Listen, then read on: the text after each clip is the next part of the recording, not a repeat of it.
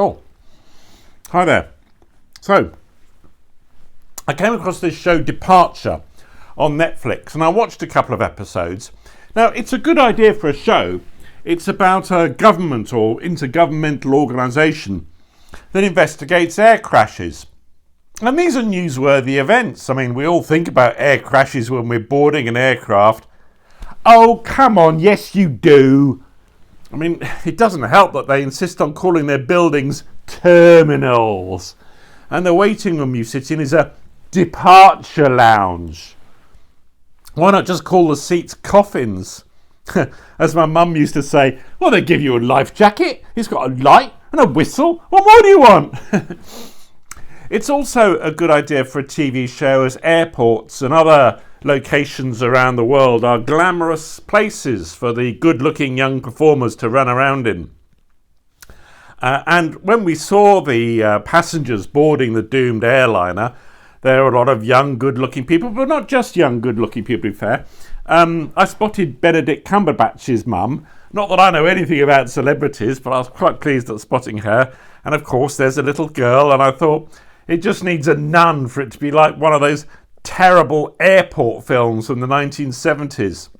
The only one of which you'll find now is the spoof that was made of them. Airplane, brilliant film. And also not young, a character based on the ground, a main character played by Christopher Plummer. Now, I'm going to say nothing against him, because he did good in his youth and childhood. And later, I liked his Scrooge in The Man Who Invented Christmas, but anything Dickens is right up my street. You can probably just see that's Mr. Bumble up there, and I've got other Dickens characters around my room. Anyway. Departure is a Canadian show, and they wanted a big Canadian star, and Christopher Plummer is that. The thing is, he was 89 when they made this. It was one of his last roles. Now, I don't blame him. If you're an actor and you're however old you are, even if you don't need the money, and a studio rings you up and says, how would you like to do a bit of light acting? Well, based in a studio, we'll send a car, we'll make a fuss of you. Well, you would, wouldn't you? So I don't blame Christopher Plummer for being in Departure, any more than I'd blame Christopher Walken for appearing in Severance at the age of 79. Or Harrison Ford, who at the age of 79 made...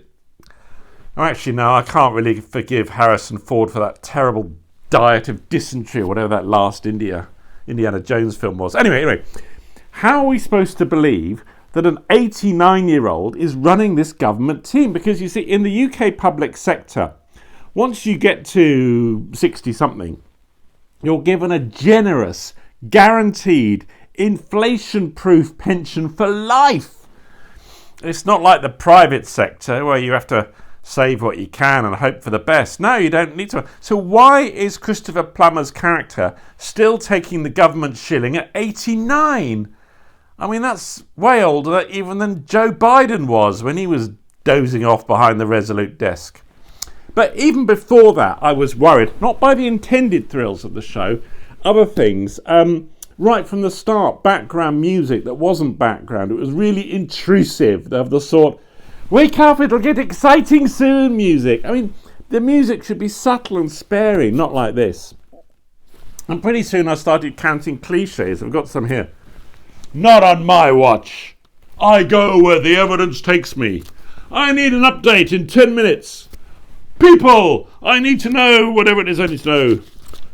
I can't even imagine what the parents are going through. I need to take this. But after a while, even counting cliches got boring. I mean, was this show turning into Airplane? Where's Johnny when you need him? And then came the big holes in the show. Now, I don't want to be a sort of bus nerd. You know the sort I mean, the sort of person who says, well, there was a scene that was supposedly set in London in 2021, but it showed a Routemaster model 524R, and the 524R was actually withdrawn from service. I mean, you know the sort of thing. I don't want to be that person. But the thing is, I watch TV in the evening when it's late, when I'm tired. It's nearly 8:45 now. So if I can spot flaws, they must be glaring to anyone with a fully operative brain. So here's one to start off with. The pilot of the downed plane made a phone call to an address in Dublin shortly before takeoff. So one investigator, let's call him Beardy, I can say that, says, "Oh, I'll go to Dublin." And a couple of scenes later, he's there. He's gone from London to Dublin in the blink of an eyelid.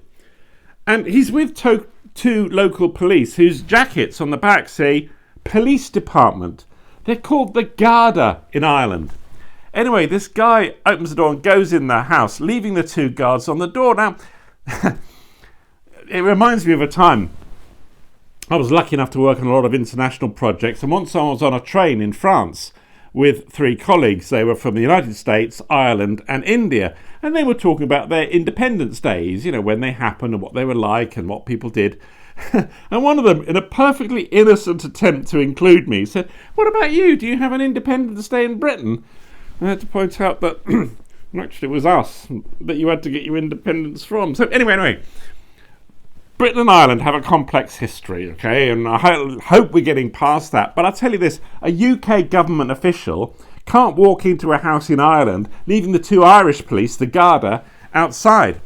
And then a couple of scenes later, Beardy's back in London. It's like he's only been to Dartford, not Dublin. And then there's a thread about how to track the lost aircraft. Apparently it had a system in which the aircraft sends out regular radio pings. Well, okay. But one character suddenly has an idea to use Doppler shifting of the pings to determine the speed and course of the pinging aircraft. Well, if that was possible, it would have been thought of during the design and development of the system. It would have been a built-in feature. It would have been engineered and tested, not just suddenly thought of while a plane's gone missing. But oh no, they have this idea designed, implemented, testing and working in moments. And then there's a section near the end of episode 1 where they're showing the helicopter search for the plane. And you see a grey helicopter, then you cut to a ship, then you cut to another helicopter, but it's a different one. This one's grey and red, and it just looked like library footage, lazily selected and clumsily edited in. And this sequence sort of continues at the start of episode 2, but this time it's a third helicopter. It's all red this time. Now, they've obviously spent money on this show, Departure. I mean, some of the effects on the plane as it's going down, you're very, very good, well made. Why not spend some of the money getting some of these obvious things right? Anyway, they find a survivor in the middle of the Atlantic Ocean, middle of the North Atlantic, in a bad way. Now, if they're in need of urgent medical care, obviously the nearest place would be one of the Navy ships. Apparently several ships from several navies are in the area. Take her there. Well, if not, if she's got to go to a hospital on land, the nearest would be in, I guess, Iceland or Scotland maybe. But no! Suddenly, she's in a hospital in London. I mean, how? Helicopters aren't that fast, and then you have a range of 200 or 300 miles. Oh, and there was more intrusive, irritating music.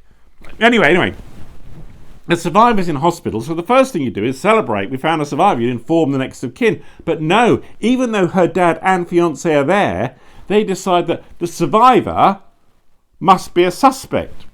And consequently, her next of kin, her dad and her fiancé, they must be suspects too. So they take them into interrogation rooms and give them a grilling without telling them that their fiancé/daughter is alive. Not for a long time. Eventually they do, and get a carpeting from the Christopher Plummer character for telling them they've found this. Oh.